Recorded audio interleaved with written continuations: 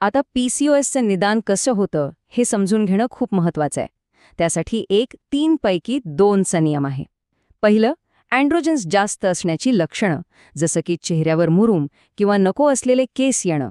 दुसरं, अनियमित मासिक पाळी. आणि तिसरं, अल्ट्रासाऊंडमध्ये अंडाशयाचा विशिष्ट आकार दिसणं. आता गंमत अशी आहे की निदान करण्यासाठी या तिन्ही गोष्टींची गरज नसते. यापैकी फक्त 2 जरी गोष्टी असल्या तरी PCOSचं निदान होऊ शकतं. पण इथेच अनेकदा गोंधळ होतो आणि निदान चुकतं. आणि हा गोंधळ का होतो हे यावरून अजून स्पष्ट होईल.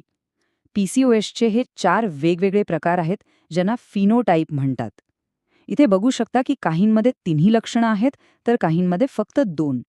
जसं की बी प्रकारात अंडाशयाचा आकार नॉर्मल असतो किंवा डी प्रकारात अँड्रोजन्सची लक्षणं नसतात. यामुळेच PCOS प्रत्येक स्त्रीमध्ये वेगळा दिसतो आणि कधीकधी